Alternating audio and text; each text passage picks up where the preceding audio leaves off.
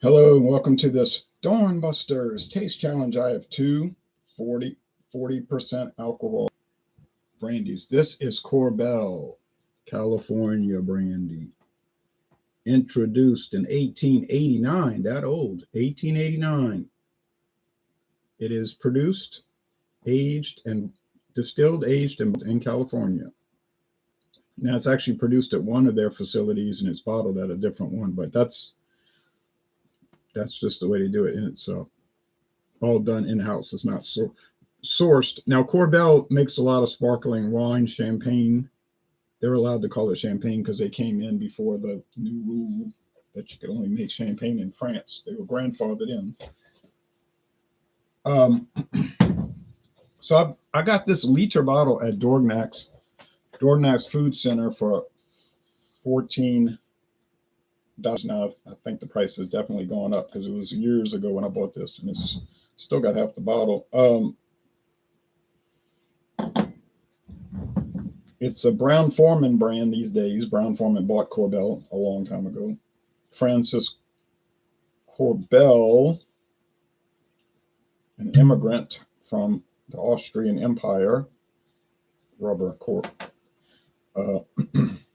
who's actually a prisoner, being involved in revolutionary activity, but he escaped and left Bohemia, the kingdom of Bohemia, which today is called the Czech Republic. That used to be part of the Austrian Empire. He left. He came to California. I guess he forgot about being a revolutionary and decided to be a winemaker. Okay. And then he died in 1940. And now it's owned by Brown-Forman, who also owns Old Forester. You've heard of that, bourbon. This is also a rubber cork. And the famous Jack Daniels, their flagship product. This has the appearance of a black bottle, but it's actually clear glass. It's got a wrapping on it. It's very tight and makes it appear like a black bottle. Now, these are both dark copper mahogany even. One is from France and one is from California. So this Branson Phantom V.S. Cognac is from Cognac, France, obviously, and is produced by a company called Raymond Ragnaud. Ragnaud, and they've been around since the 1800s, 1860s. I've never seen their brands around here, but they probably are in New Orleans. William H. Macy, you look exactly like him. Okay, thank you, Herbie from India. All right, I don't know if that's a compliment or a criticism, but anyway, anyhow, I'll show you the websites while I'm mixing these up. California Brandies. This is the basic one, their flagship. I have only seen this in my town a handful of times. It's around New Orleans, and you go closer into the city. Not really that popular in Louisiana. Korbel Champagne, yeah, that's popular. Supposedly, I was reading an article that it's the #1 brandy in Wisconsin for whatever reason. Premium oak barrels, fired hard and mellowed to achieve a golden amber color. All right. 2 years ago, it won California State Fair wine competition gold medal for obviously brandy. There's a brandy old fashioned, sidecar Manhattan. You know, these companies always focus on cocktails. There's Francis Korbel.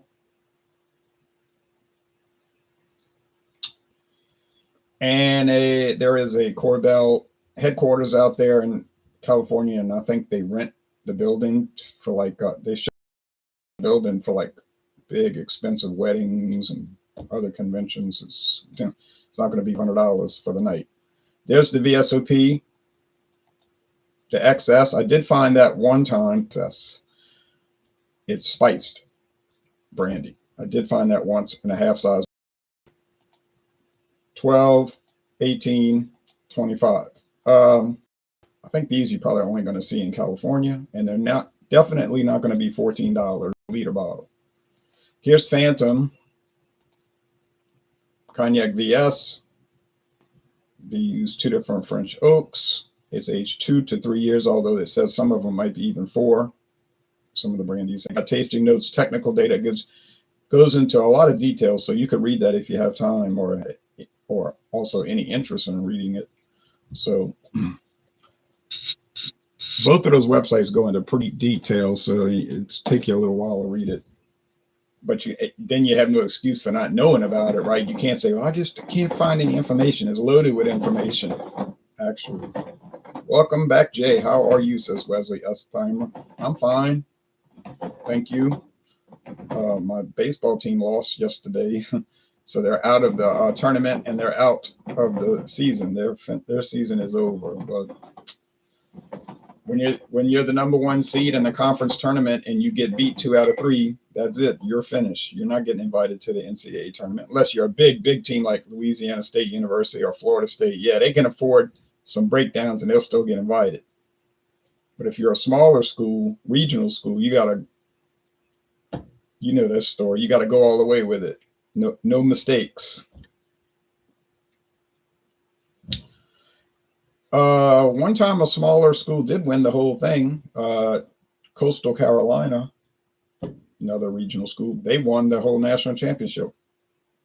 But once, you see, normally it's going to be who? Texas A&M, LSU, Louisiana State University, Florida State, Southern California, teams like that. But that's no shock because that's usually the case in all the sports. But oh well, that's this. But I'm not depressed about it. I was aggravated that they lost. I don't get upset about sports. You know, when I was younger, I would, because you don't look at it in the right context. You think it's so important. Good, waking up here. Excellent. All right. And I don't know where you live, but good morning, everybody. Now let's go with the tasting. I think these are going to be closer than you might expect. Price point, big difference. This probably runs about today about $19 for a liter. Still cheap. I could check, but it's not really necessary because it's going to be around that. If somebody's selling it for $28 a liter, don't buy it because I think you're getting gypped. Branson runs you about $40, but I paid $11.99. Hey, that's a store's mistake, I think. Or they got a deal. I don't know. They asked the liquor manager because it wouldn't ring up, and they asked him what's the price, and he just seemed like he was just making up a price. He said $11.99, but he might have remembered that they got a deal on it. I don't know. Seems like unusually low price, though, $11.99 for a $40 bottle. But I can't answer for these stores that don't have it together sometimes. Now, my local store will get deals and sell stuff for crazily low prices, like the Japanese whiskey that I got, a $75 whiskey that I got for $9.99. True story. I drank it all. It's called Nikka from the Barrel. But I know that wasn't a mistake. I knew they had gotten deals. Like something happened when they were switching warehouses, the big distributor, and they just wanted to get rid of stuff. So basically giving it away. So that's my benefit. But these are going to be really close in flavor and aroma, not so much, and definitely not in price. Now, what happens when they're really close? That means the cheaper one wins. Common sense, the cheaper one's the winner because you're getting a product that's just as good or nearly so, and you're paying so much less. Does it always work out that way? No. But it works out that way a lot more than you might expect. And of course, the liquor companies don't want to talk about that. They want you to think, just like beer companies, they want you to think, oh no, you got to pay so much more to get anything worthwhile. Well, of course they're going to say that. Sometimes it's true, but often it is not true. Here we go with the tasting. So on aroma, I'm not getting much. Really, it's kind of neutral. I don't know why, but yeah, it's not a whole lot. There's not a lot happening on the nose. So if you're looking for aromatics, an aromatic adventure, forget it. But it's a tasting anyway.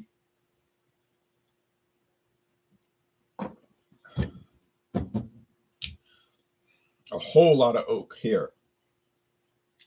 and some bright grapes, like bright, like they're like exploding with flavor. California tastes like California golden raisins to me.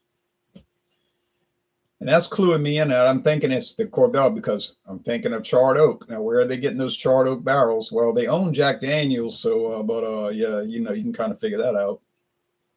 Um, just like the Scotch distilleries that the same company owns, they use charred oak. Huh? Ding, ding, ding. Guess you know where that's coming from. They used to have their own cooperage where they made their own barrels, but they shut it down this year. They got rid of it, laid off all the workers after 80 years. I guess they got a better deal on buying somebody else's barrels than to pay for their own, you know.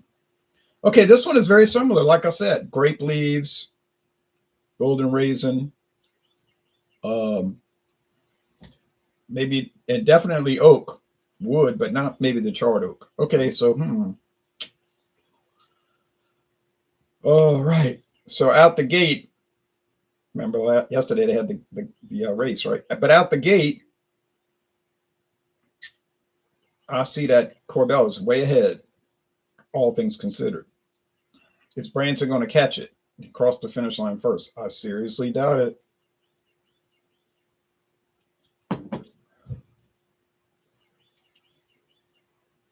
If this is Korbel, and I think it is, Korbel California Brandy, is it a recommend? Do I recommend it? Definitely. 2 thumbs up.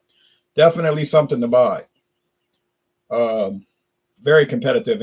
And Claude Diamond, who lives in California sometimes, he says, yeah, to him, it's the best value out on brandy because he said it tastes really good, doesn't taste cheap, but the price is only a little bit more than the cheaper ones, the cheap ones like E&J, Paul Masson, Christian Brothers, and even Hartley, I guess, can be in that mix these days. 10 years ago, no way.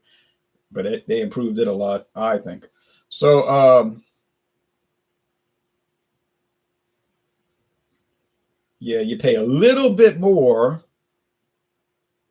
but the payoff is much better. You're getting a whole lot more than you would expect. So don't let the price chase you away. Branson, which I think this is it sweet? It has some sugariness to it. They both do. Liquor does tend to have that.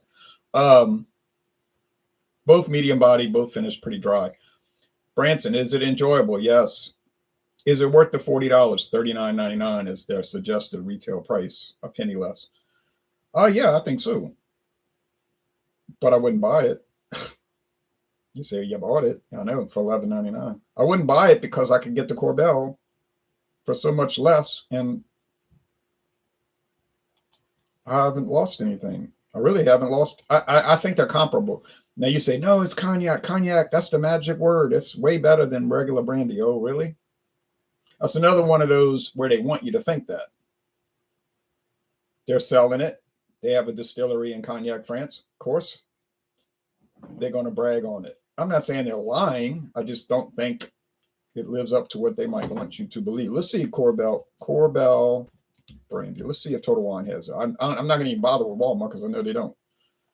Oh, they got a handle bottle, the big bottle right here in my local, which means 25 miles away, for $23.99. See what I'm saying? $23.99 divided by 1,750 times 1,000, $13.71. It's actually cheaper than what I paid years ago. Cheaper per ounce. You know what I'm saying? No, I mean, Tommy Carroll says, morning, Louisiana, CR. Stay safe. Are there convicts still on the loose? Yes, I believe so.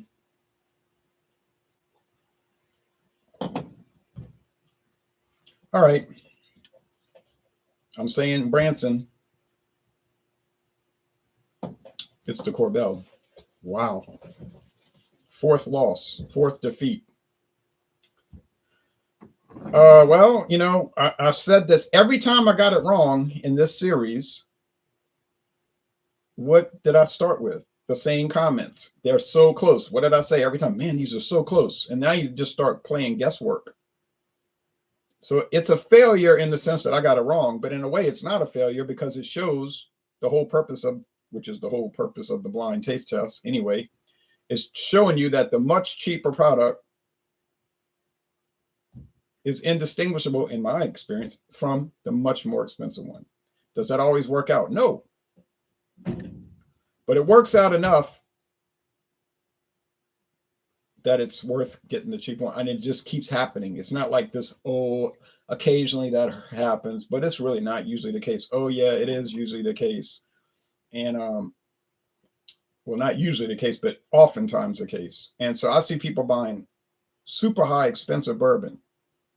Doesn't matter to me. I'm not buying it. It's not costing me anything. But in their thinking, oh, yeah, this is so much better. I'm on a waiting list. Okay. Okay, champ. Let's see if you could really tell it apart from these ones that you would never dream of buying. And I think a lot of these people will get it wrong in a blind taste test. Now, the distributor guys, they're going to say, well, they don't want to talk about that because they probably know too. They know, but they're going to try, common sense, they get commission. They're going to try to sell the most expensive one. So they're not going to go out there telling people, don't buy that, just buy the benchmark. They're not going to say that. But even though they probably know it, I'm not saying they're lying. They're not lying. They're just not trumpeting. Now, obviously, 10 high, yeah, that's super cheap, and that's not going to compete, and it does not compete. Benchmark, though, I think is a lot more competitive than people may believe. Ancient Age, another good example. It's not a total even thing, but it's definitely a lot closer than you might think. All right, so, well, sorry I got it wrong. We'll go on to the next one tomorrow. Try to do our best. Now go turn on the news, see what's going on with this story. You know, the escapee story. All right, bye-bye, everybody.